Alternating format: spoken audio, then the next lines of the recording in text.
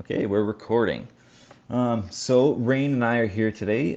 We're kind of talking just before we went live or started recording about this new trend. I guess it's not that new, but the rise of slopulism, slop populism that we're seeing on the right, and how that kind of intersects with the more mainstream center-right parties across America and across Europe.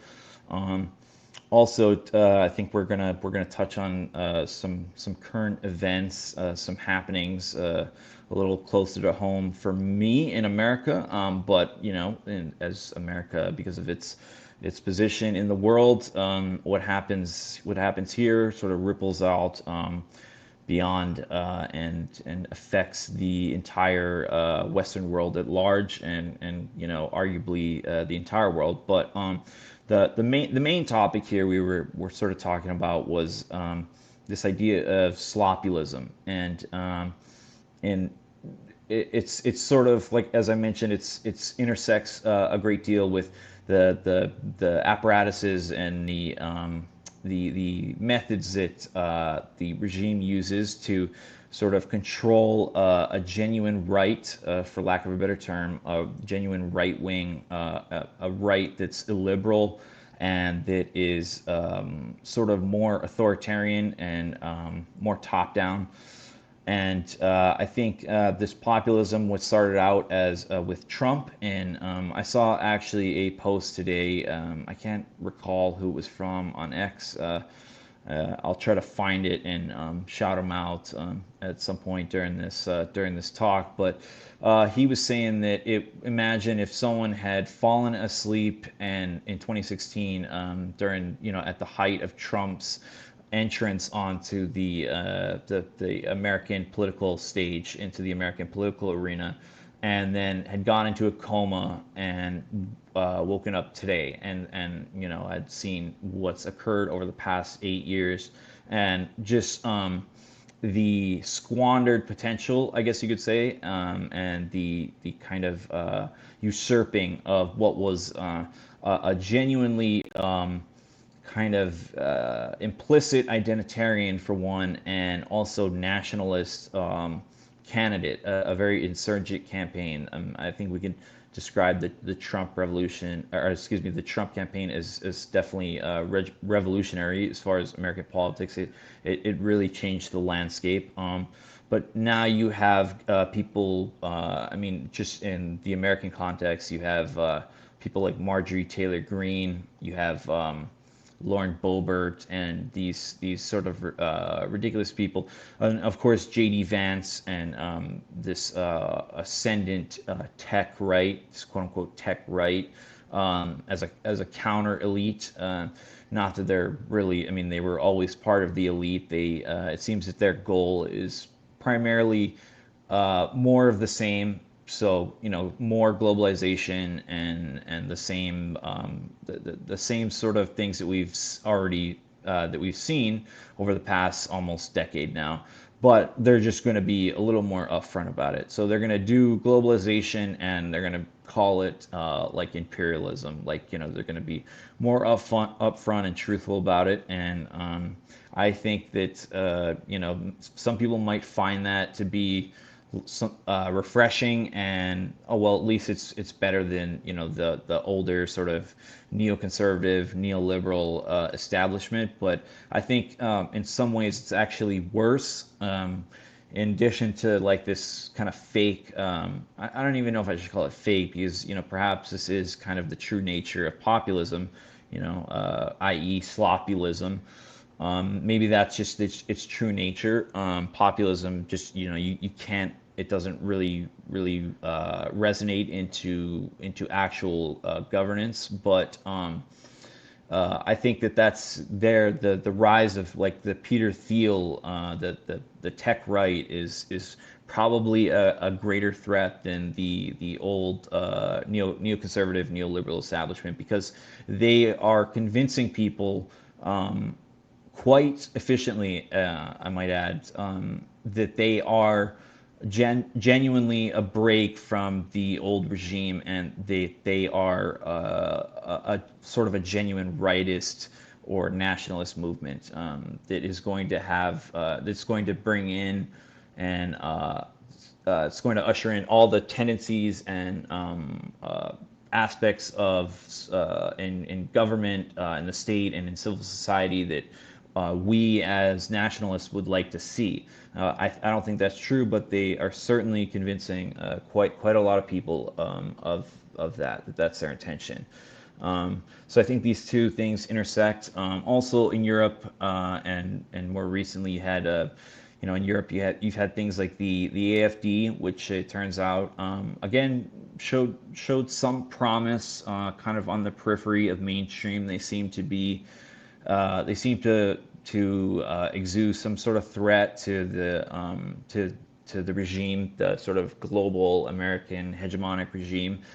Germany at one point was thinking about or trying to ban them, but I think that they've been sort of cold, if you will. They've been cold and reined in, and now some other current events. Elon seems to be talking about another forming a third party as his split with Trump continues. So anyway, that's what we're going to get into today. And Rain, did you where do you want to start here? Of course, we're missing our good friend Whistling today. He'll be back soon. So Rain and I just decided to do a casual, kind of a casual stream today.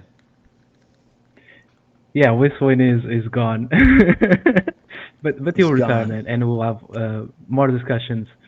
But to touch on the term swapolism is a very funny term, and it's really interesting because for me it represents two uh, concepts that must be uh, um, properly analyzed as distinct. Because I believe swapulism can describe, of course, the controlled opposition or the new emerging Hmm. controlling party that seeks to absorb the backlash that is coming to the system and to then lower it and to make it less harmful to the status quo. But we can also point to populism as not um, controlled as much as it's useless in the sense that it's not enough to make a change in the system, even if it's honest. And I'll develop it later. But to Right. touch on the modern populism as a whole, and we have the Trump situation in America, and Nick, of course, being American, knows more about it than me. But in in in Europe, it takes a more interesting um, setup to analyze because we can point to different situations that contrast with each other. And right now, if we want to call, for example, populist parties in Europe as controlled opposition to a degree, we should also point to the fact that the system itself is pushing them away. We see this in examples, for example, in Germany, where AfD try to illegalize AfD, Alternative for Germany, for Deutschland, um, and to push it away from the system. The same thing can be said about France with the The Marine Le Le Pen, Pen, the yeah, yeah, National Rally or and whatever. yes, and perhaps the same thing can be said about Fratelli d'Italia, the Meloni party, because when Meloni Right. won the elections, even the European Union with von der Leyen said that they will take measures to prevent radicalization. So we can, in the American case, we can certainly point out to the system itself controlling the opposition. But in the European case, it's much more complicated to really point to populism as controlled opposition or populism as inefficient opposition. Right now, we can say that the populist parties that have taken control are populism in the sense that they're inefficient. Many, many, Hmm. many Italian nationalists feel that Meloni isn't doing enough. And even, for example, in Germany with AfD, some the Germans say that AfD is actually a very complicated party and it's not enough and it's very liberal. And then we have the whole situation with Russia that it's very strange. I won't get into to it because it goes a little beyond the point that I'm making right now. The same thing can be said in France with Le Pen, that well, she was pushed away by the system, and it's a whole mess going on there.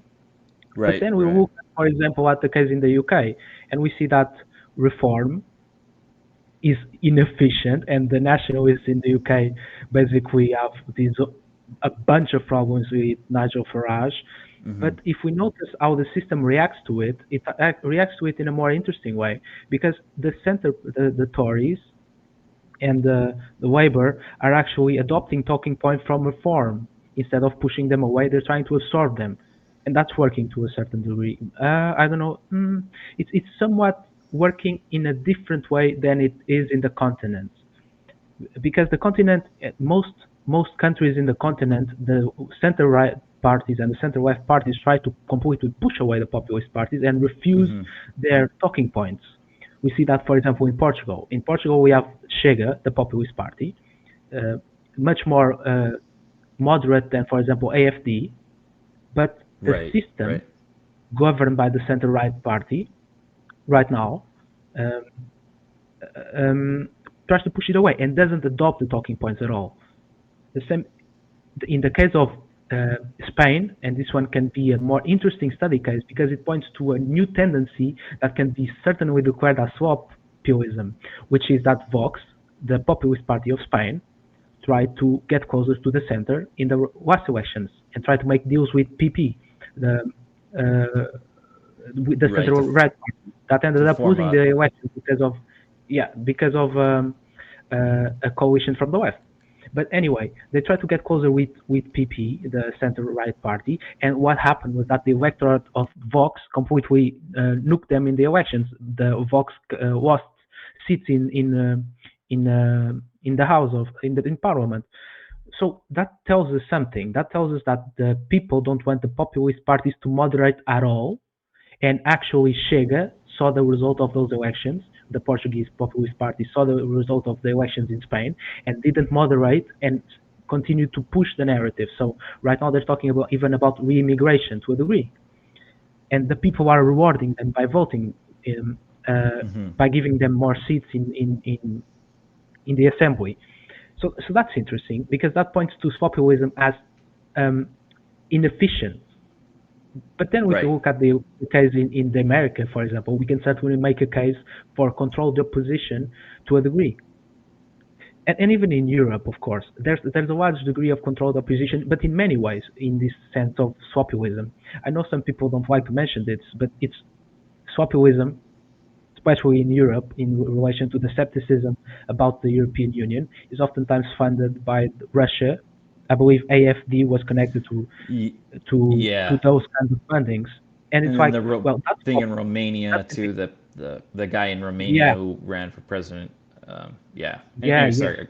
I didn't mean to interrupt you. No, no, that's a good point because that points to usually we consider that swapulism is can be uh, can be manipulated by the system in place by so swapulism as a controlled opposition is a controlled opposition in favor of the government of the nation of Mm-hmm. the state in question.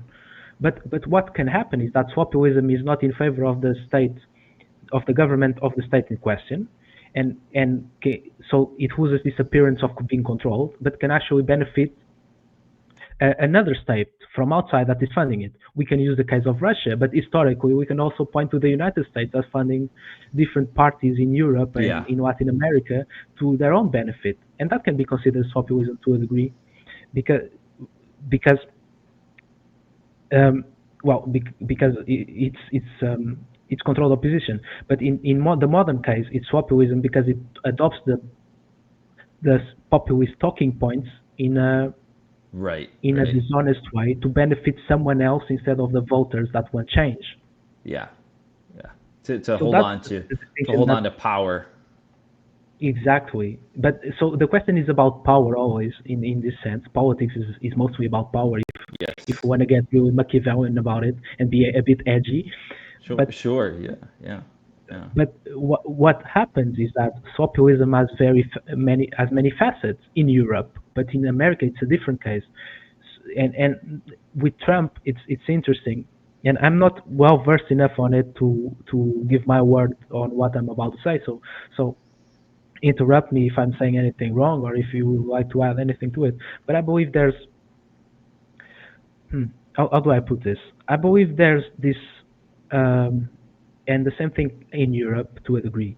There's this emerging mass of voters that want change, and they want change in a sentimental sense. Because Certainly.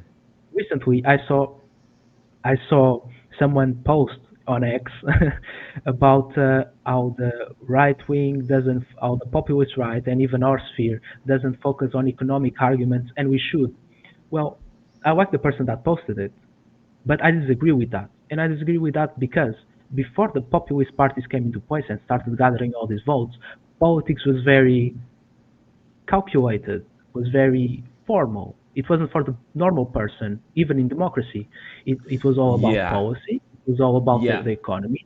And we reached the state where populists come in and crush that narrative and change the Right. game, especially in Portugal where the populist party crushes that whole narrative and brings this sentiment and this very powerful narrative that screams of populism, of course, but it's a populism driven by sentiment that the people love and vote for. The same thing in America with Trump, and Trump was perhaps the the key in bringing this because, well, everybody talks about Trump's narratives Yeah. and the way he Yeah. manages a crowd and the way he pulls on these sentiments, and that was the criticism during 2016, if I remember correctly, during that Yeah. election, because Yeah. everybody was saying that there was no substance to what he was talking about, and there was no, especially from the liberal, from the Democrats, it's Yeah. like Yeah. in populist he has no He's just substance. a demagogue. Yeah, he's a Yeah, populist demagogue. He's trying to almost like this argument about they made about I mean, this is kind of a stretch of a comparison here, but kind of how in the during the Roman Republic, they accused the Senate had, I believe it was the Senate where in the patrician class was accusing Caesar of trying to buy a crown. I believe it was. It's like he was this demagogic sort of demagogue. Yeah, man, he was yeah, he man of was the one of the people first sort of thing. populists, I guess. Yeah, He yeah. was So not probably not one of the first, but he was like in history he's like the big populist guy. I think even the his faction was like the popular or something like that. yeah, But yeah, I think so. to just to finish this point, and I'll let you bite into it. I find it interesting because the people don't respond to economy, and to try to justify ourselves in the basis of economy again, it's reverting the narrative. It's like you're losing ground. I believe we should embrace the politics of sentiment of, and in Portuguese we have this term which is called the animal político, which means the political animal, and it's like a very talented politician that can Hmm. manipulate politics, but especially evoke the love of the people and their votes and their participation. So we Yeah, should seek to be as a if we want to be if we want to refute populism, perhaps if we want to push away populism, we shouldn't do it on the basis of going back. We should go forward in this and adapt what works and develop on it. That's my where I want to bring this with this discussion because, yeah. Oh, well, it sorry. doesn't make sense to go back. Yeah, you can bite into it. I'll just finish up by saying that it doesn't make sense to go back to the era before populism, but it makes sense to go beyond swopulism. So I'll let you Yeah. bite into it now. Yeah, no, I absolutely agree with that. And to just the point that you made about the rejecting a lot of people on the e-right or in the sphere, perhaps they sort of shy away from, or they're not real keen to develop economic arguments. And part of me actually somewhat I actually do somewhat agree with that we should put forward economic arguments, and we should combat the arguments of the regime because I mean economics does play I mean it's a fairly significant role We haven't seen in our lifetimes that sort of even like today, as bad as things are, they like we still materially we're not wanting. Now people do have hardships, and prices, people, like most young people, it's incredibly difficult to buy a home or even find a moderately priced place to rent, and if you do, you'll be lucky to get a box, and unless, depending on where you are, of course. However, so yeah, on the one hand, I would agree. On the other hand, I think you have a good point, because from starting from, like, I would say maybe the post Cold War years, we were sort of inundated with this very kind, almost like a Clintonian, like this very neoliberal, like, yeah, everything was about policy wonks, and think tanks were sprouted up. I mean, there were always think tanks, but they took they took on a very more central role in advising the The actual experts.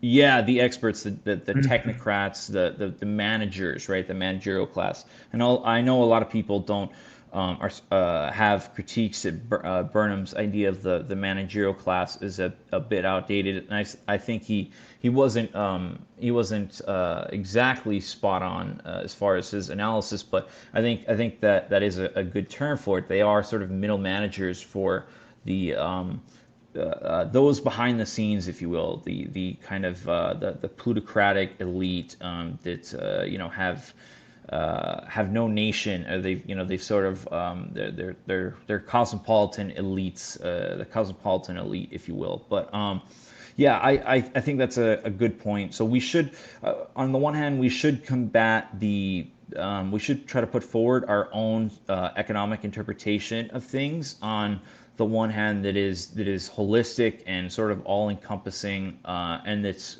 in line with a nationalist perspective of political economy. But at the same time, the political is something that is beyond what Yaki, I believe, called the politics of the stomach, which is just a Spenglerian notion of that a body politic or a state exists just for it exists on a very material and kind of a petty material level, where economics and policy initiatives are sort of all that matters, and living standards and GDP, which really took hold, and Trump did sort of come in and crush that. And as much as people really like to credit Ron Paul, and I do sort of like Ron Paul too, as sort of the one of the precursors to the Trump movement,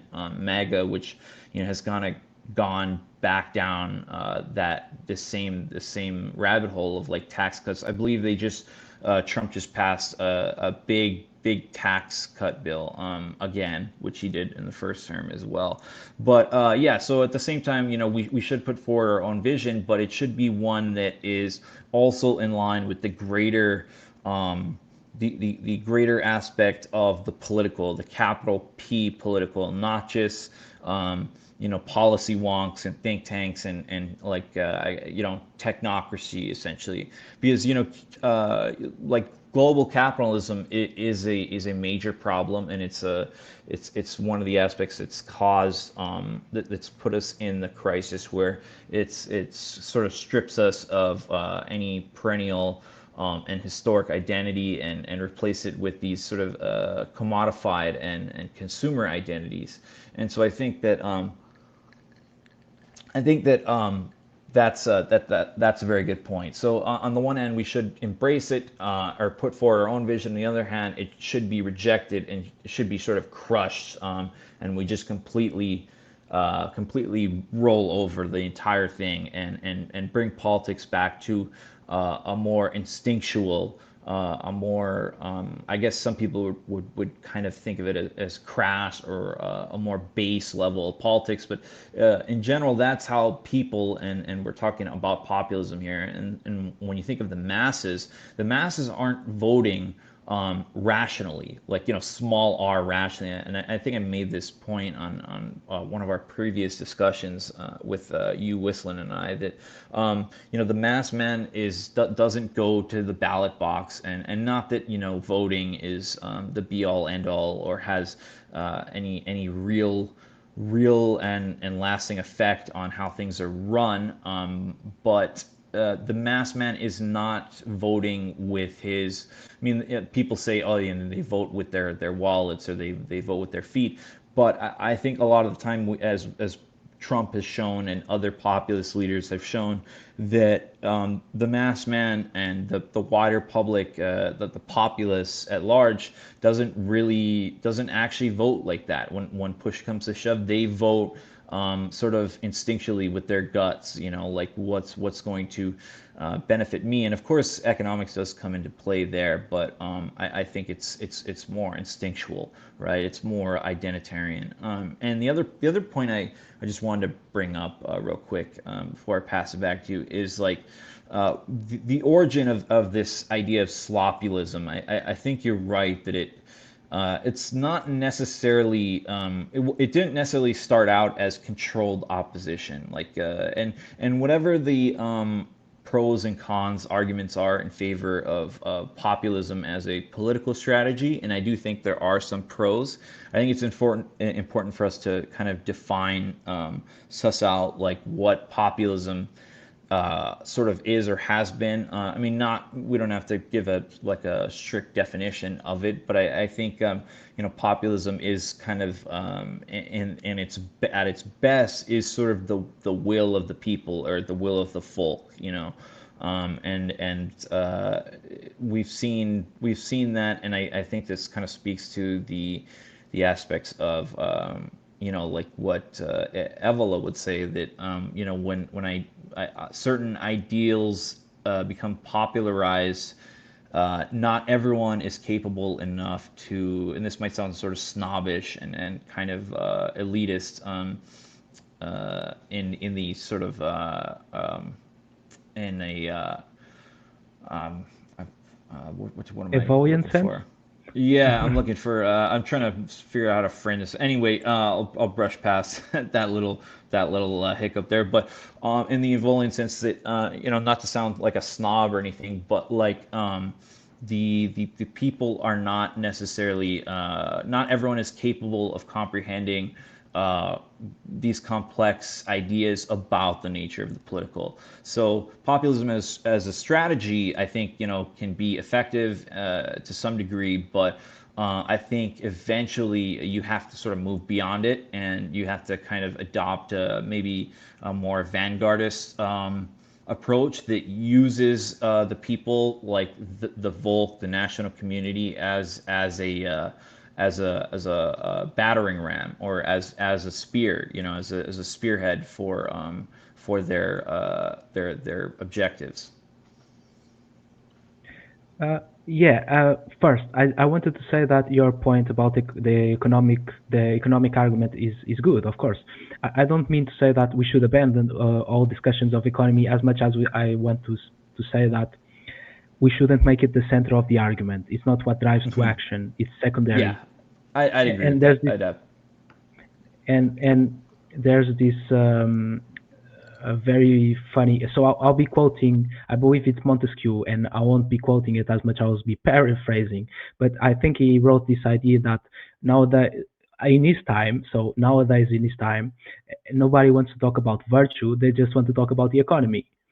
And right now it's the reverse. With the Yeah, populists, everybody wants to yeah. talk about virtue. Nobody wants to talk about the economy. That's interesting and that's fun.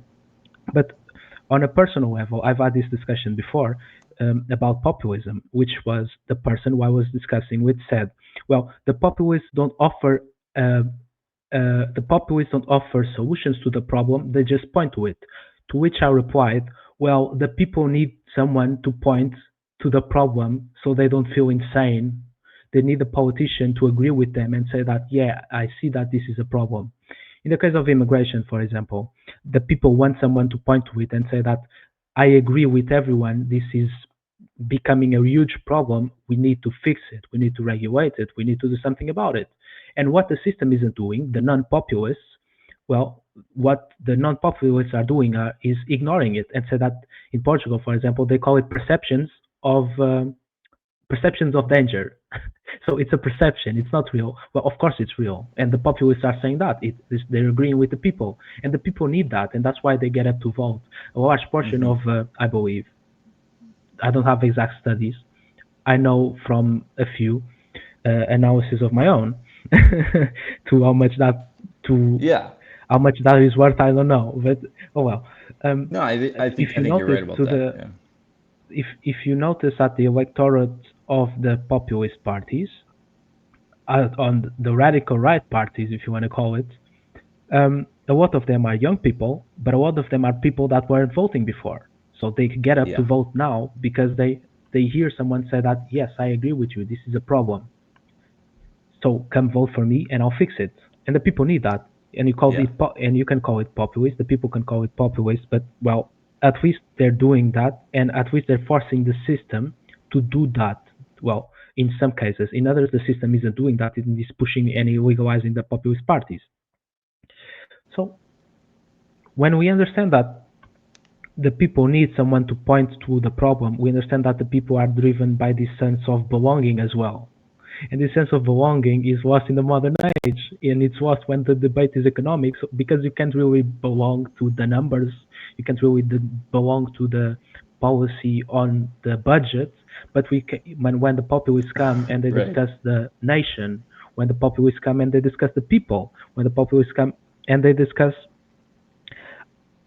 how to bring back this certain sense of glory that existed before and doesn't exist now, you can belong to that. So you get up and you go vote.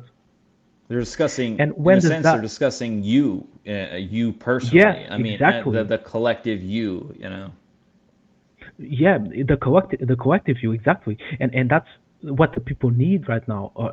I'm saying that, well, subjectively, I guess, but the people in the modern age feel lonely. They feel isolated, and they feel as they feel like individuals in many ways, and in a bad way, because they don't have this sense of belonging. In the families are divorced and broken apart, and they can't Hmm. belong. And then the nation tells them that, well, we're not really a nation as much as we are a group of individuals. So go behave and be good by yourself. And the people can't do that. They lose control. They lose balance.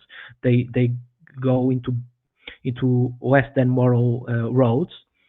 So when a populist comes and says that, well, I'm gonna bring back virtue, I'm gonna bring back this sense of belonging, I'm gonna bring back the glorious past that we had. Well, the people need that, and so the people get up and vote.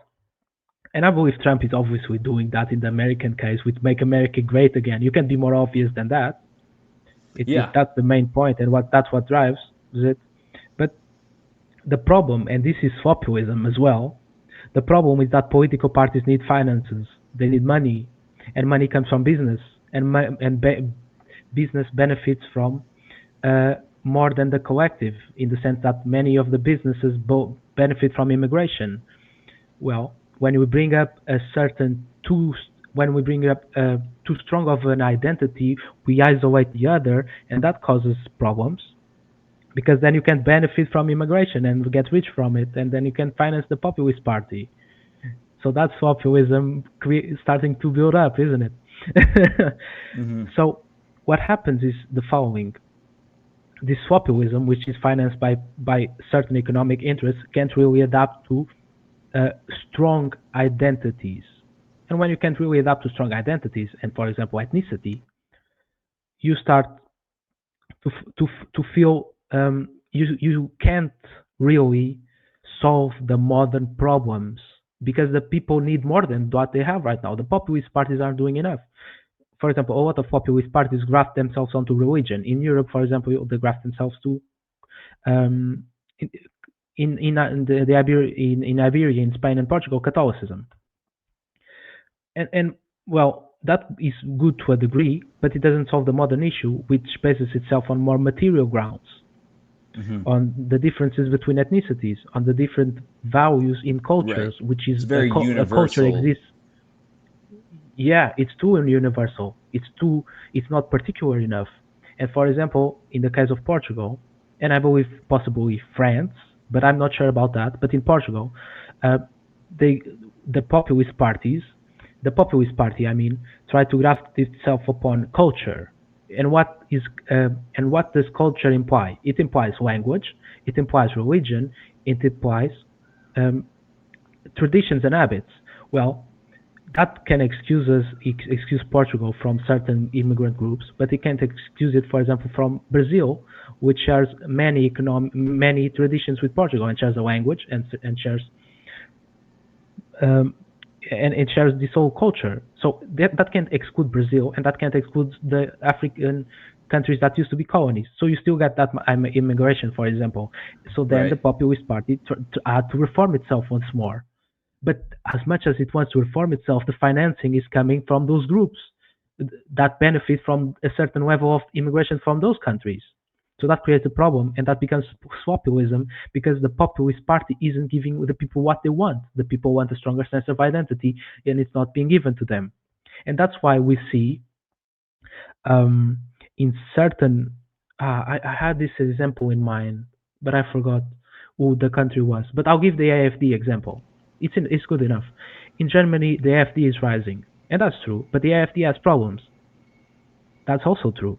But Yeah. inside the AfD, there's different factions, and there's a very radical faction in the AfD that wants to solve this issue of ethnicity of not giving a concrete enough identity to solve the problems. So why do I give this example and why do I bring this up? Because the populist parties, the populist parties, are coming into the system and are not giving the solutions we want, but they're creating precedent to bring a more concrete parties or more concrete or in other words extreme visions into play that were not accepted before. So I'll let you discuss that, Nick. But just to finish up, uh, it's interesting because, well, at the core it's swapulism, but what swapulism is bringing to the table is also this hidden potential that is not even intentional from it, which is setting precedent and creating the perhaps not even intentionally, of course, creating the preparating the grounds for a new, stronger, more vitalistic sense, more vitalistic and more concrete ideology or group or sphere to rise. And well, we could call that our sphere, but to what degree that is true, I'm not sure. So I'll let you discuss that, Nick. Oh yeah, yeah, absolutely. I think that's an excellent point. And as far as the actual breakdown of how like a genuine populism and genuine sense of and because you brought up the example and it immediately made me think of the people who hadn't really voted for years, some of the boomers in America. And who really had sort of checked out, right? I mean, I don't even know who the last. Maybe it was like Reagan or something. I mean, that could be a bit of a stretch, but I mean, I have family members who hadn't voted for quite some time, and then Trump came around and they voted again because he was speaking sort of directly to them. And to bring up one example of like what Trump did right, and I mean there's a lot of criticisms to be had of Trump today, and I think that he's completely lost the plot, and I mean we can argue whether or not he was ever really this was ever really his goal, like he ever really had a strong desire to save America, or what that vision would have been of to save America, like what his vision of an ideal America would have looked like. But uh, basically what man, I just lost my train of thought again. I apologize. But you mentioned as far as the what the populist parties offer are essentially slop. This is like Yeah. they do. So I mean, it's so since because of like the actual machinations that go into like the behind the scenes, the funding, I guess you call quote unquote dark money, that help these parties, that fund these parties, they want something in return, and they benefit from immigration. And so at the end of the day, slopulism kind of, I mean, it sort of degenerates into something that it wasn't, it didn't start out as in the first place. But there's another side to it where you actually just end up the populist voter, who goes out there. Oh, and I remember what I was going to say. Like I said, yeah, so people turned out for Trump after not voting for decades because they spoke to him. But what you get at the end of the day is when you show up, the other side of the coin is slop. So you get populism kind of degenerating into slopulism, and then you go and vote for the populist parties, and then you get slop too. But I think it is interesting, to give credit where it is due.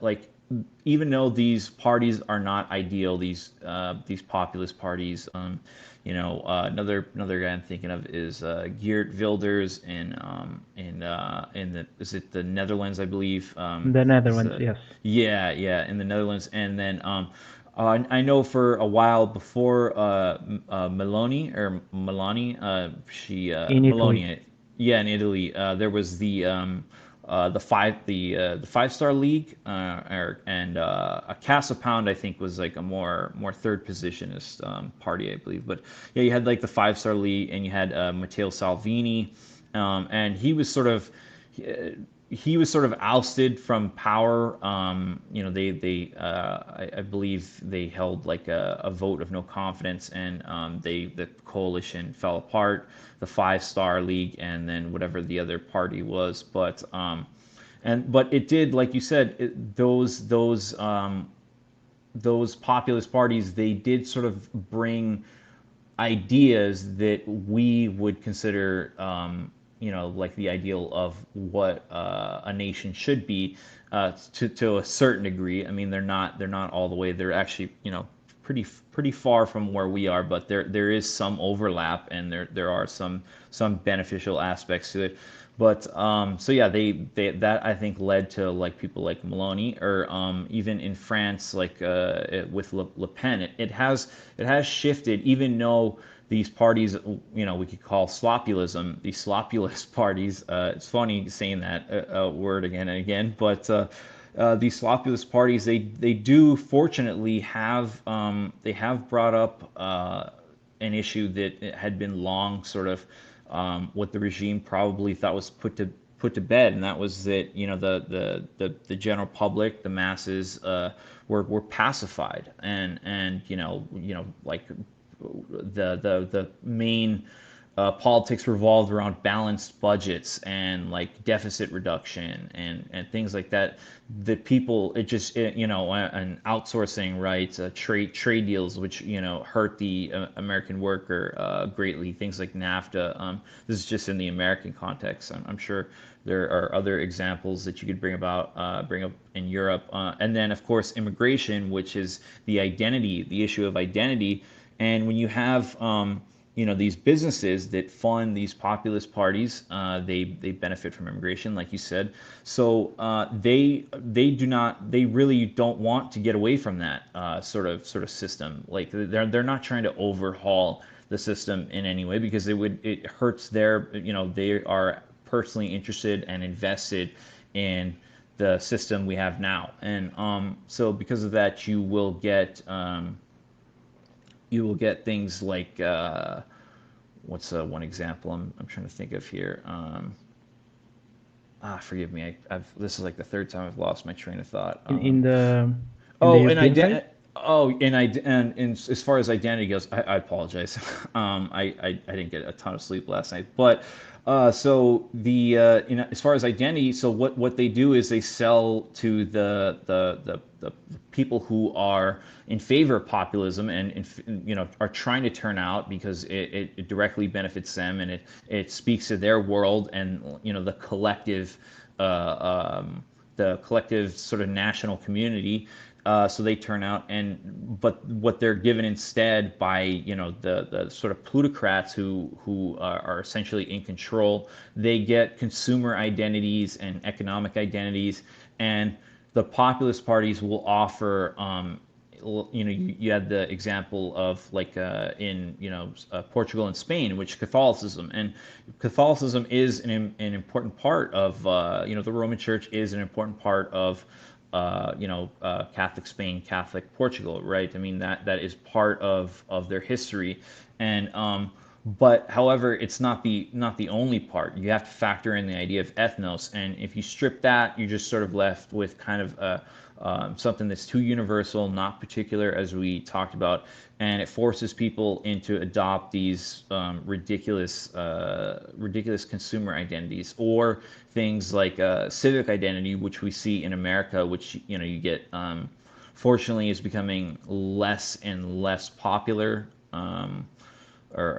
We see this we don't see this as much, but the idea of like magic soil, which is sort of the civic identity or the civic religion of the open society, the melting pot. Everything is Yeah, about the melting pot. Yeah. values.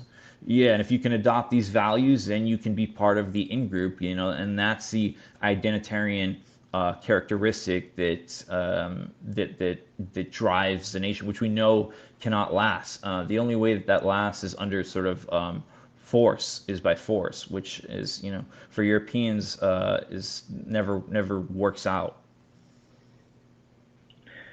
Yeah, and to bring it, I want to bring a new topic into this discussion, but I'll just like to point out another thing about populist parties in the voters, because I believe a lot of them are actually young people as well. You brought up the boomers in Trump's case, and but the trend is different in Europe. That the populist parties are sustained in the voters' terms by the youth, by the 18s to 25s, Yeah, 24s, that age bracket, and the more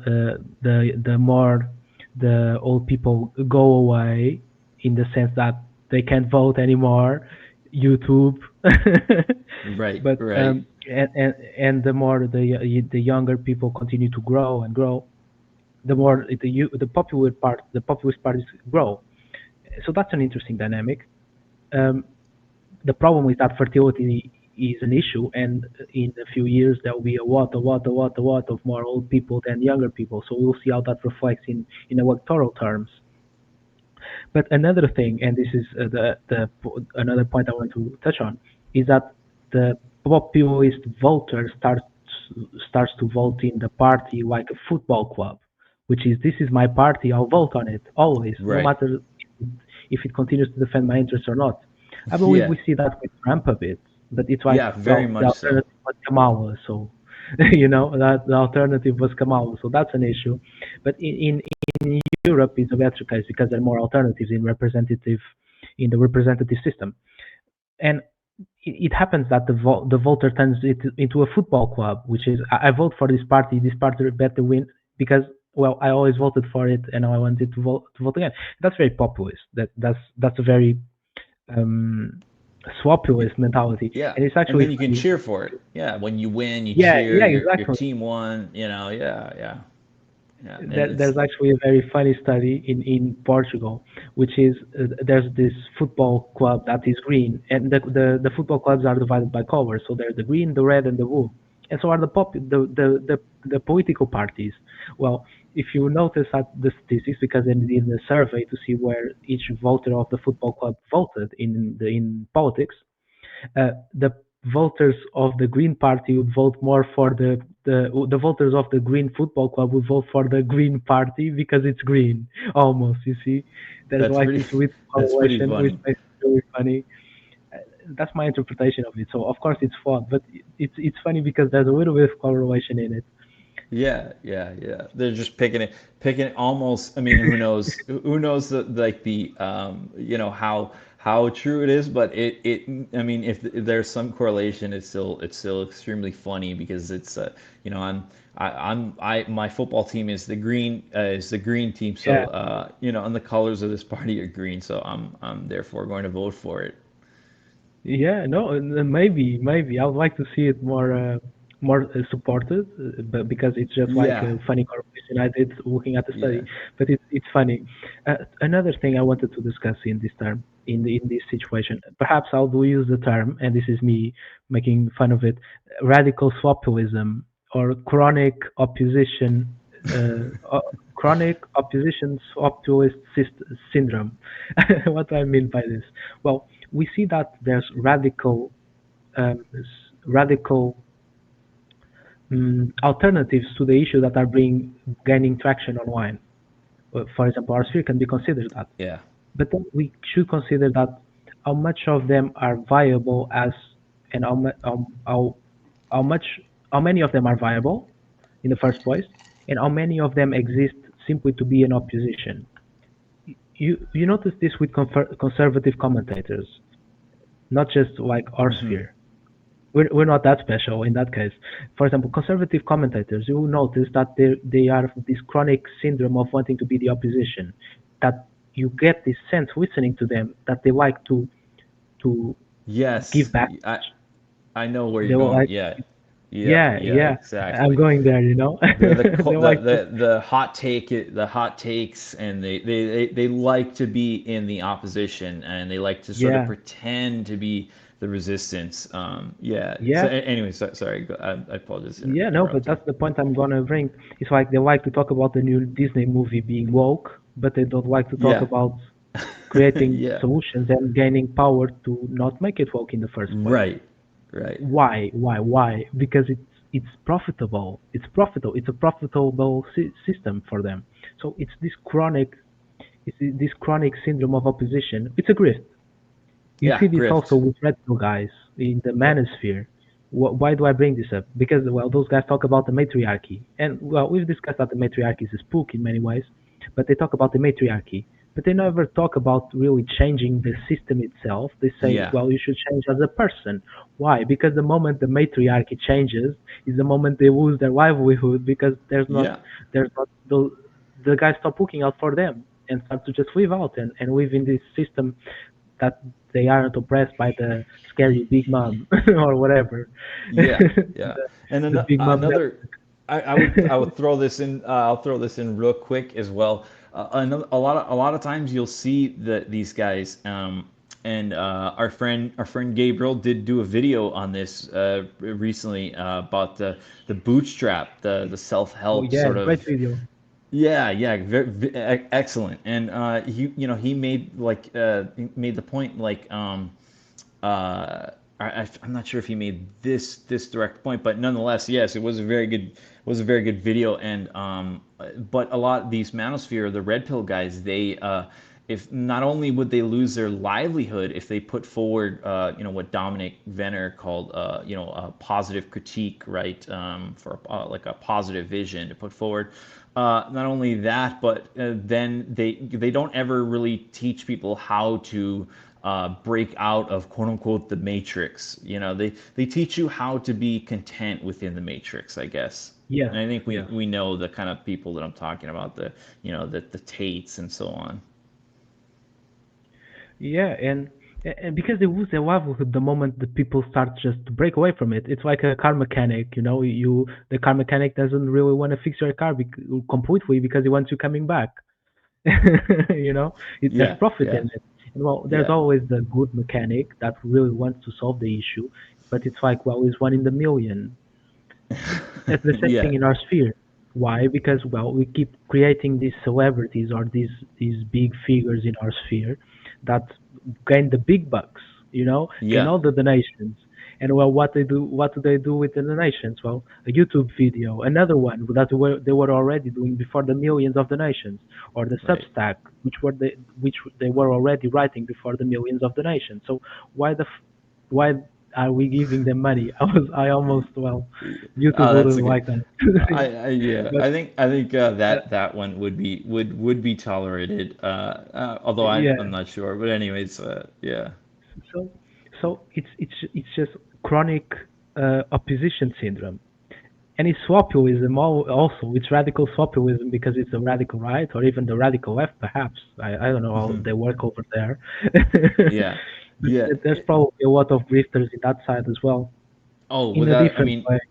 yeah, without a doubt. I mean, I think you would Yeah, I mean, I don't even really, I don't want to like mention these guys just because I actually do quite like despise despise them. Um, not that I don't spend a whole lot of time even thinking about them, but I whenever they come across my computer screen or whatever, it's just guys like Hassan Piker, Yes. who's Destiny, So I guess they're sort of on the Yeah. left grifting side. Although I would say, as far as the Substack, and I like we were talking about before we started recording here, I've really liked the stand against the GOI stacking, the Substack, and this isn't to say Yeah. this isn't to say that there aren't good Substack creators, I guess, because I can think of a few that are really good, and then I can also think of a few people that probably deserve a lot more credit than they're owed. Guys who are putting that out. Like us. No, I'm just kidding. I'm kidding here. Yeah, of course. I'm kidding. But anyhow, there are people that write on Substack, and they don't. I will give them some credit, because these people, they fancy themselves more as intellectuals, or like that they're trying to build sort of maybe an intelligentsia of some kind, or they're writing, and they don't. I guess what I'm trying to say is they don't claim to be actual leaders, right? They're not trying to Yes. strategize and give people advice on how to approach the political situation to get where we would like to go, or further in that direction. So, and we know kind of the people that we're talking about, the ones that for example, well, I'm not even going to drop names, because that'll just be a whole thing. But there are people that just are just right, and they publish, and they even write books, and they do excellent work. And if they financially benefit off that, I can't say I have too much of a problem, because they're not trying to advise, they're not trying to advise on like things like strategy, or build some alternative structure, right? So I'd throw that in there. But for the grifters, yeah, that's a major issue. And you bring up the Substack, and I'll use it as an opportunity to develop my opinion on it, because I believe it's important. I'm always making fun of it, but I make fun of it in a very specific way. I'll just come out and say it. I've read Substacks before. I actually Yeah, think yeah, Substacks are interesting. Some of them. My problem yeah. is So, not yeah. the Substack itself. Well, I have a problem when they put it like behind the paywall, and it's like, okay, you're putting him behind the paywall or whatever. but Right, right. but my real problem comes from the moment that they start, the person that writes it also starts to promote this idea that everybody should turn into this big intellectual and start reading it, and if everybody wrote it, all our problems would go away. Actually, we should Yeah, make schools. that's We a need good more point. schools to teach our people about more stuff where related to my Substack. And it's like, yeah, you write Substacks, you profit from them, so you promote them, and you promote these ideas that are supposed to help us, but they actually help you benefit more and get more money from your Yeah, Substacks and from your yeah, books. Well, okay, fine. Yeah, but no, of course, that's that's disgusting, and that's a disgusting practice, but that's what we have. yeah. When And someone writes a Substack, but they don't promote this idea, I'm fine with it, and I find some sub Substacks interesting. I'm so used to saying Goystack that I can't even say the proper word now. But when we promote this cult of intellectualism, when the people that are in our sphere are sick of it, we are sick of this intellectual that tells us how we should be, because we are already in our sphere, because we're skeptical of the experts. So why are we in our sphere now? Why are we trying to create this opposition to the system that promotes itself as the expert, and are and we have our own experts emerging, creating this cult of the intelligent person who mm-hmm. writes Substacks and thinks about Goethe and about other philosophers instead of being a worker. And it's like, well, the worker is also important. A large Yeah. portion of us are actually workers, so why are we making fun of it? I don't want to be I don't think everyone should be a Renaissance man and should be able to write and play the piano and wherever. And And I nor think could most they. people shouldn't. Yeah, of course. Why should they in the first place? I mean, Yeah. the regular guy probably in our sphere who took the trad pill and had the two kids with a wife. He is busy. He's working and he's taking care of the Right. kids, and even then he finds time to participate in our sphere to a certain extent. And then you have these intellectual guys that promote all these ideas that write their substacks. They don't believe any of the trad life they promote, and then they even have the goal to point the finger at this guy and tell him that he's not doing enough because he doesn't Yeah. write books. And it's like fuck. And it's like, well, you're Yeah. not a very good Piss person off. for doing Right. that. Yeah. Yeah. And it's like, well, then why should we also take why should we validate anything you have to say too? Because I also make the point, and I will use this one specific example, and that is the yay thing, right? And it's not even about the song, but Ye obviously is a very wealthy guy, or we can even use somebody like Dan Bilzerian, who has recently sort of Oh um, yeah. been a vocal on the issue, the Palestinian issue, supporting the sort of Palestinian resistance, and fine. That's I don't see that as harmful. I mean, I'm sort of passively support the Palestinian resistance against the Israelis, obviously. But I think that guys like them who have, who are fairly wealthy, Ye especially, very wealthy, like why aren't they maybe trying to take some of that wealth and I don't know, build something. And I'm not going to sit here and pretend that I have all the answers to like what direction or what sort of what that would look like. What as far as organizations. I mean, is if I've learned anything in roughly almost 10 years, about 10 years of being around this sphere, is that these little organizations and parties that get that founded and they show promise at first tend to collapse over kind of silly and very avoidable things. And everyone sort of wants to be the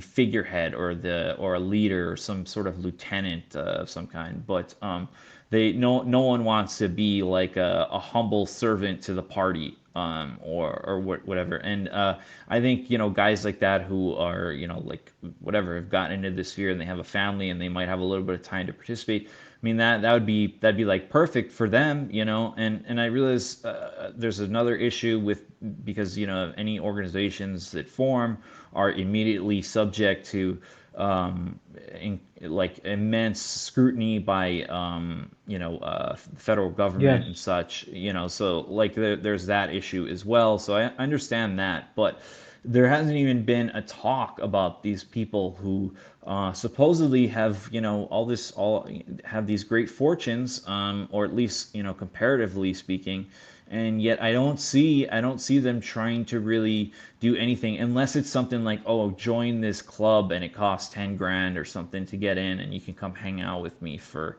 you can join my little club and live at my house, Yeah, or my Discord. yeah, right, yeah, or yeah, get in my Substack chat, or something like that. Now, generally, yeah, like generally, I guess the Substacks, they're only like $5, and there are a few people that I throw money at every month, because What? I'll yeah I admit it, because I like their stuff, but well, there's actually two. I've cut it down to two. Before it was like four or five.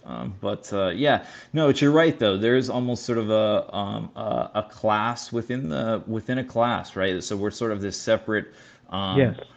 for better or worse, dissident class, and there's almost a split within it, right? Against the technocrat. So I think that's an excellent Yeah. point. And just I want to touch on something you said, which was I lost it, I think. But I'll go from I know, I remembered. You brought up these celebrities, so Dan Balzerian and Ye, and well, they're not connected to our sphere in the organic sense. They got attached to it. I want to bring this idea of funding back to our sphere in the organic sense because we have our own figures that gained wealth and money from our own sphere in an organic way, from our from our from the pockets of our people. Right. And I want to apply the same logic you apply to Ye and then Balzerian to them. What have they done with the money? Well, the money is there, so they can do whatever they want. And it's like, yeah, sure, but then they don't have the right to say that they're doing the utmost to solve our issues because they're not. Yes, Right. I'm Yeah. pocket watching. That's what I'm doing. I'm pocket watching. Pocket watching. Yeah. uh, Yeah. Pocket watching. I mean, because it is a good point though. if my and I will justify it simply by saying that if you want to be a celebrity, if you want to be the big guy in our sphere, and if you want to act like the big guy that can point to others and say that you're not doing enough, well, you have to be ready to be put under constant scrutiny by the people below you. It's fair. It's life. That's how it works. Even our politicians are under Yeah. scrutiny, and they're all powerful international group of elites or whatever, and even they are under Yeah. scrutiny of the people. And Yeah. you're telling me that a micro celebrity from the online sphere shouldn't be put under scrutiny and should be worshipped as the next messiah? No, it's crazy. It's crazy, and it's just a way It to is keep living crazy. and to keep consuming money and to keep accumulating money and not doing anything with it. You're scamming. Yeah. And you Yeah. brought up this idea of every figure wanting to be the dissident and to be the next big guy. But I also want to point to the idea that I believe a lot of guys in our sphere are also suffering from the same thing that the voters of Slopulism are suffering, which is the loss of identity and the loss of um, a symbol, perhaps. And the guys in our sphere come into our sphere and come with this need to worship uh, someone or an ideal. Well, they don't worship an ideal because we don't really have ideals to worship in the more objective sense. There's not really um, a there's not really a constitution of ideals we follow. We follow as much as there's a constitution of people that are celebrities that tell you what to think. That's our Hmm. sphere in many Yeah. ways, and I'm being really critical of it right now. But I like our sphere, of course, and I believe we have ideals. They aren't really as organized as they should be, Yeah. but we have I'd say. figures, and those are those. I, I'd, Just to I. finish up this point, Oh, so yeah. Go ahead. Go uh, ahead. we have figures which are more tangible, and that's why these guys that are lost come into our sphere and find this guy that talks all this funny stuff and is actually a really smart guy because they are, of course, they're successful, so they must be smart in some ways, and they begin to worship, and he can do no wrong, and then he starts to fill his pockets, and no change to your life comes. Well, that's unfair, but yeah, you can bite into that, Nick. Yeah, no, I would agree with that, and I would bring up the fact that I understand that people in this thing on the right, Jonathan Bowden spoke about this years ago at a talk that he was giving. I'm not sure where. I mean, I posted it. It's on my Twitter somewhere. But yeah, he talked about how a lot of figures on the right, a lot of just individuals with sort of right wing sympathies are do have, I guess, what Adorno, perhaps he was sort of right on this issue, although he approached it this was a negative trait. But a lot of people in the sphere do kind of have that authoritarian personality trait, and those are good, but it can be somewhat difficult, and especially in this age, what is Christopher Lash, there's a really good book that he wrote called the Culture of Narcissism, and he wasn't necessarily referring to narcissism in the clinical sense, as a like a psychiatric sense, but this culture of narcissism of that I think has gotten we've seen gotten even worse over since he wrote that book, I believe in, oh man, late 70s or something. I think it was 79. But anyway, yeah, so we've seen that that whole situation get worse as we've gone on, and so that makes it even harder to form and build something around. And like I said earlier, I'm not even sure necessarily what that would look like, because we are up against this overwhelming odds, this giant leviathan with pretty much endless resources. But that's even more the reason to and I would say that sacrifices, like, if you take this kind of thing seriously, and I don't want to push the boundaries too far on here for YouTube, but if you do take this thing seriously, I'm not saying that anybody should be doing anything. You should be abiding by the law, and you should be Of completely course. yeah, you should be falling in line with the do not be getting involved in sketchy scenarios where you think you're gonna be successful in some overthrow of the state. That's not going to happen. But like, there, even if an organization or party is formed and it's repressed by the state, by the regime in some way, I think certain people, now not everyone, men with families and whatnot, should that might not be the best idea for them, but other guys, I mean, at some point we might have to take that risk. I'm not talking about a risk of engaging in some sort of revolutionary action, like of that sort, but just organizing in person and trying to build something real, and that's going to come with risk, and it's going to come with sacrifice, and we just kind of have to be Yeah. ready for that. Maybe, I mean, I don't know. Like I said, I don't speak No, as you're any. you're Oh, sorry. Go making a ahead. really good point, and I want to develop on that, and I want to develop it in a way that connects to our previous discussion about BAP. But Oh, yeah, yeah, I'll yeah. develop Let's on do it it. because I was negative to the idea of creating your own community away from society. But we were, at least I was in the discussion. Yeah, I think you guys were as well, in the idea of creating Hmm. um, our own community within society and influence society by leading by example. Of course, there's limitations to it. The system will want to oppress some things, but at least you're doing something to benefit your community, to benefit the people you claim to defend. Well, Yes. instead of being this uh, big guy, this very important figure in the online sphere, and harboring all the money for yourself, and then wasting it on um, asking voice asking for voice messages, or I don't know, Right. plushies of frogs or whatever. Um, Right. Right.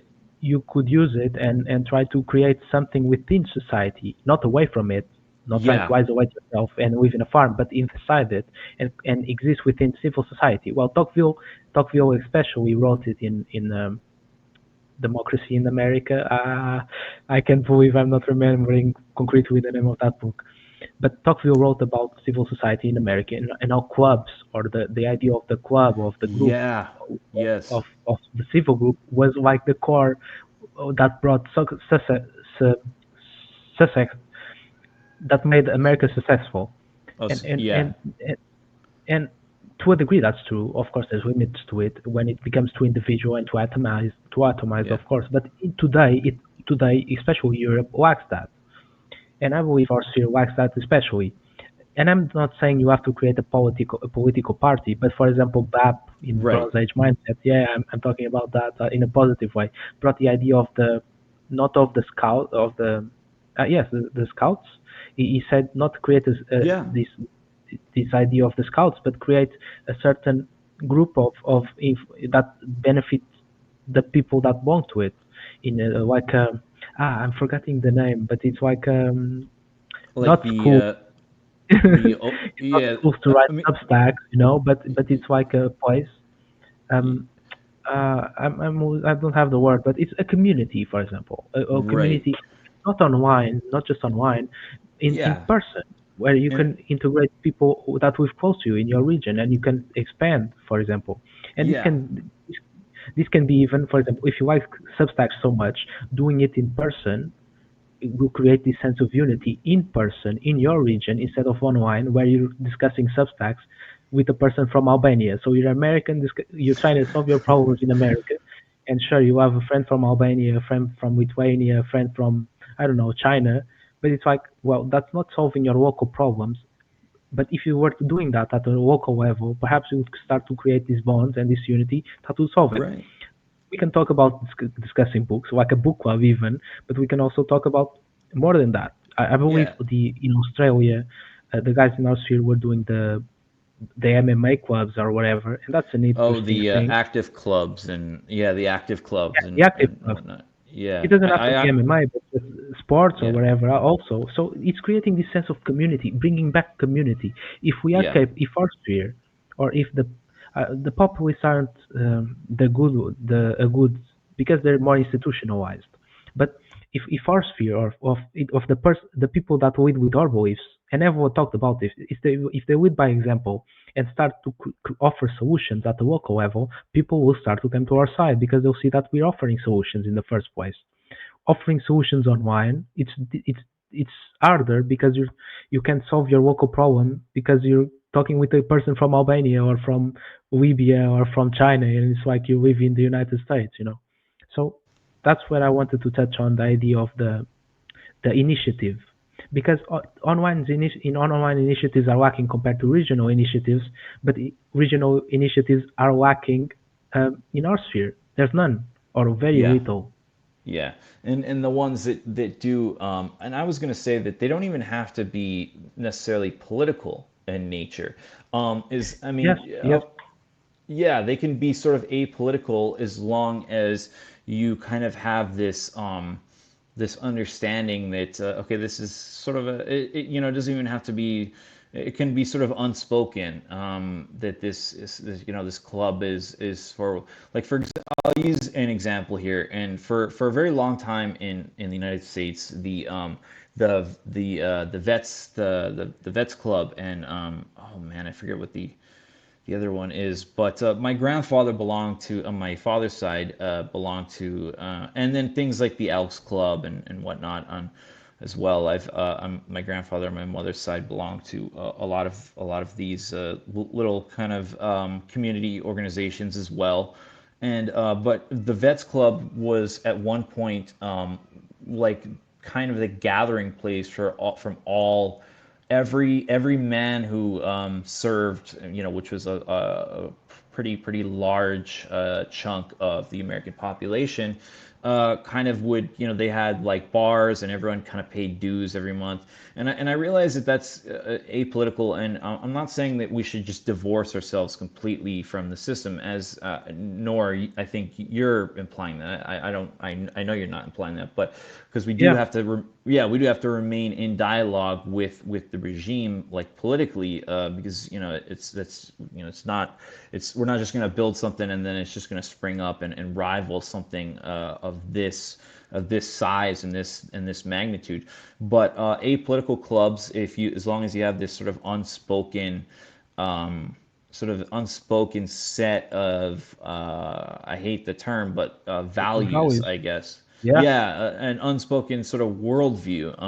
And even if someone approaches you and is not all the way there, spending time around other guys like that. And you used to have this with like pub culture in like Britain. And I Oh mentioned, yeah, like, yeah. yeah, the Vets Club. They had a Vets Lounge, my father's hometown, and pretty much every single man. And this wasn't a very big town, but it wasn't a really small town either.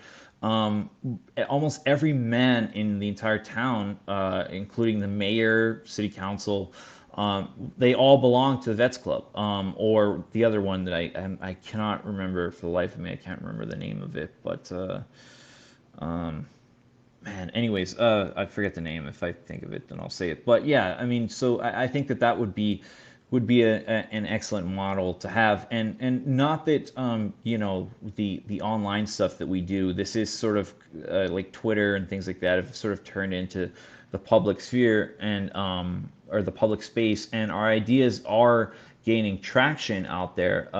But the sort of barrier I think that we've hit is like how that translates into the real world. And guys like Tom Metzger, who was a sort of a perennial presidential candidate, and he ran for office or he ran for Congress a few times. I believe he might have even run for city council, and he did extremely well in California. And but they just basically, the regime just said no, like we're not. Tom Metzger is not going to be. He's not going to be on this council. He's not going to. He's not going to serve in Congress in this district. Like it's not happening. And they threw money at his opponent, and he lost. But he did extremely well, and he had this idea of the lone wolf. And I realize that sounds sort of scary, and sounds almost like A like a bit edgy. right. Yeah, I mean, you kind of get the connotation, right? But actually, what he meant was, and I don't necessarily disagree with it. Don't necessarily agree with all of it, but in part, I agree insofar as the idea of the lone wolf being, you just sort of resist the system by yourself and with people in your community, and in an apolitical way, like I was talking about, but in Yes. an informal way, right? So you don't have a formal organization or club or anything that can be subject to like prosecution for just for simply being a dissident, but just something like that that would organically grow and take root and eventually be able to have something at least regionally that's sustainable in it. And then one last thing I'll mention here is the idea about the sort of talking to someone like you and I, U.S. and I'm in America and you're in Europe. I think that is good in the sense because as a people we are in the West we are facing sort of an existential threat from Yes. inside and outside. And I think that if enough of these were to sprout up in tandem with people working in dialogue and doing politics, like I said, with along with like apolitical social clubs or clubs like community organizations, if you had enough of those grow and you have people directly engage with politics with the regime, and those things were to grow in America and then in Europe, you could collaborate, and then you have something that's real and genuine in real life, and that could really have a serious effect in achieving what we want to achieve. Yeah, that's where I believe we've hit a block in the road. I believe that's the term. Uh, where we have all this online momentum, but we can't translate it into physical regional action. One of the main reasons, perhaps, is because we're so dispersed. Well, we're a big online sphere. We have all these strong values and very dedicated people, but they're separated. And when we're separated, it's difficult when you have all these friends online, but then you walk around and none of the people around you are really sharing your beliefs. Yeah, To yeah, illustrate my idea on why the apolitical club uh, is beneficial to our cause, I want to illustrate it with the idea of the gym, going working out at the gym. Why? Because the gym is an apolitical place, the gym club, and in many yeah, cases is actually very progressive. You walk around and all the the the the, the ads on the gym are all of very acceptable woke stuff. But then if you look at the statistics, we have that meme about my I believe I've read this tweet about my boyfriend started going to the gym and he stopped being a leftist into a radical right wing guy. right. And Now he's well, how some does sort that of happen? fascist. Yeah, exactly. But that's actually a trend Yeah, with the gym stuff, yeah, I believe there's studies on it, and that's interesting because the gym is an apolitical to the richer gym clubs are actually very progressive, uh, and even still, the people that go there eventually end up as more right wing than they were before. But the gym is apolitical. But that pre- mm, the values that it's based on of physical activity, of betterment, eventually with you to us. So that's interesting, and that's the point. If we start to create all these initiatives, like the gym, for example, but in other ways, well, perhaps the book club and the Substack, But at the regional level, you see that your community will begin to change as well, and that's where we might even steal the momentum from the populists or from the sopulists, because Yeah, then yeah, people stop going for the populist, uh, the manipulative populist that wants right. profit and political momentum, and starts going to you, and starts Yeah, going to your something club, and something starts real. being so, yeah, something real, and stops being so easily seduced by snake oil.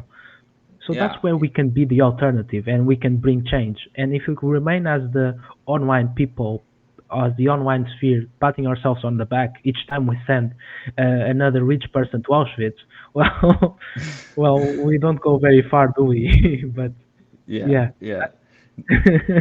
No, because that's what that's we're doing. yeah. That's exactly. And I also throw in there too. And we could we could strategize for hours about like things that could be done and throw ideas around. But yeah, in general, I think that's good. And I also sort of to quote to quote Chairman Mao here. Actually, I saw a funny. I posted something kind of funny the other day that about Chairman Mao, about the James Mason, the guy who wrote Siege, who's kind of an odd character. I don't know, whatever. But anyway, yeah, he was talking about something totally different. But Chairman Mao, when during the Cultural Revolution, I believe he talked about the idea of opening up criticism of the party, and he said like let a Yeah, thousand flowers bloom. I think that that's actually a good idea, and I don't think we should be sniping at each other when people are trying something just something new. And even if this consists necessarily of like, okay, I'm gonna join like that the video of Mr. Fuentes the other day was talking about just showing like history belongs to the people that show up, and I wouldn't disagree with that. And so if guys want to do that, I don't really have any objections to it per se, as far as just be tread carefully, because you might end up just doing the dirty work and kind of furthering regime objectives. But I also am not going to be super critical of anyone unless it's just blatant insanity, like bizarre. I mean, I think we sort of know, not to be like an yes, optics cup, but there's some kind of bizarre things that happen out there, yeah, doesn't give us a good look. yeah, and you brought up another point that I forgot what it was, but it was. Ah, as an individual, what my recommendation to other people that, well, I'm saying that you should start all these clubs and you should join maybe a regional club, is and participate in political solutions even. Well, I would also recommend that as an individual you measure your risk, because a Yes, lot of people in our sphere, especially absolutely. the people just entering our sphere that are full of all this vigor that want change and will bring Yeah, change, and they come with all this fire, they end up not measuring their risk correctly and end up, yeah. well, in problems that shouldn't be Tri- problems, because, well, the next week they realize, well, I did a mistake. So yeah. my Tread when you're carefully trying to on both be, sides. Yeah. exactly, when you're trying to create when you're trying to help, and when you're trying to solve problems, and then you're trying to create something new and better, also measure the risk where of who you are participating and sharing that ideal with, because, well, at the end of the day, if you're creating these institutions and you're participating even at the online level, most people actually screw themselves. I can say that, yeah. This Yeah. is Oh how, yeah. Yeah. anyway, No. Yeah. You're most absolutely right too. I mean, most most people, yeah, I was, just when oh yeah. this Go ahead. Go ahead. most people enter the online sphere even, and they go wild, and they start showing their face, saying the wildest stuff, and it's like, Right. you shouldn't be doing that. I'm not trying to be like the the matriarchy and trying to put you in the wrong house, but it's like, well, measure your risk at least, Right. because, Right. yeah, you can Yeah, bite into that too. know where you. I mean, if you're in the position to do that, then and you know you are, and you've thought about it, then and you feel comfortable doing so, then and then I say go for it. But yeah, make sure yeah, measure your risk, and sort of know your limitations. Unfortunately, I don't have that. I don't have that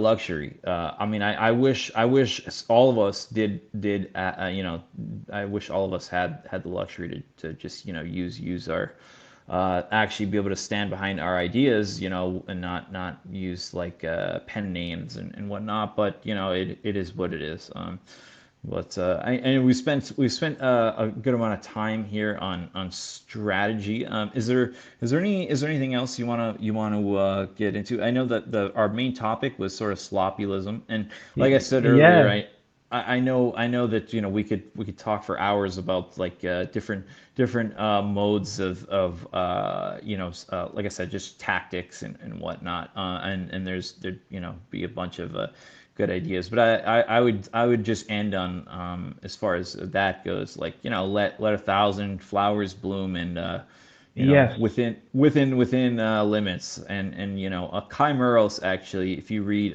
his book, he has a book, and I think a lot of it is relevant. I would just say he's revolution and or national revolution, and how to do it in a modern society. And I think some of that is a little it's a little bit of a it's a little bit of a stretch, on some of the things that he expects. But I Idealistic, perhaps. yeah, it's a little, yeah, and somewhat unrealistic in what he expects out of people to bring to the table. Because another thing, well, again, I promise this is the last thing I'll say about, as far as tactics and strategy and whatnot, is that we are still very young. This is a fairly young movie, I mean, it took 80 years. If we think about the Nuremberg trials, and the kind of social revolution that swept across Western Europe and America in the 60s. I mean, this has been a long time in the making, that we've arrived at this point where the open society, the order of the open society is sort of taken hold. And so I think it's gonna take a while to get out from under the heel of that as well. Those are really good closing remarks. I actually don't have much to add on swapilism and populism. I believe we did well to delve into our sphere and to the alternatives we could offer, because it's actually gives us a potential to to be the solution to the modern problem, and to perhaps um, steal the momentum from the populist and Yeah, from the populist parties. It's our opportunity, essentially. So, yeah, it if you is. have any closing remarks, perhaps I'm fine with ending it around here. Yeah, no, I think I'm good. I definitely would agree with the point that that should be the goal of the kind of faux, well, I shouldn't even say faux, but just the populist, slopulous, kind of center right parties that we see, and this, I guess, includes the GOP and whatnot. I would say that it's yeah, we there is an opportunity to steal their momentum, and I think we just need to kind of get past this barrier. Right now we've sort of hit a wall, and I mean, our ideas are still, I would still contend that our ideas are immensely popular, but and growing in popularity, because at the end of the day, I think we're right, and we do have the truth on our Yeah, that's side. true. So that helps. But yeah, that's about it for me. You got any you good on closing here? Well, I'll close it with hoping that for the next time Whistling is back, and we can delve into, well, to the spicy stuff we have also prepared. Oh yeah, yeah, So I hope our absolutely. listeners, our regular listeners, are um, prepared for that. I'll They leave it come in, they there. come and eat. We're gonna bring the heat. Also, want to do at some point, yeah, when Whistling gets back here, do sort of a maybe a round table or a few round tables sort of thing. I know we talked about a little bit. Well, we'll talk about that off stream. But yeah, bring some of the fellas on in groups. That way we're not overwhelming the stream. With it turns into like a Twitter space, and no, those aren't Yeah, those a Twitter Space YouTube with podcast. yeah, with 50 people yelling over each other. Not that I don't, I fortunately, I don't think that would happen with our sort of group, but our sort of faction. But it would be easier. So that I think that would be pretty interesting to do. So in the next few weeks, expect it. So yeah, but anyways, yeah, thanks for taking the time, Rain. I appreciate it, and Thank you. yeah, all right, guys, thanks. We'll see you next time.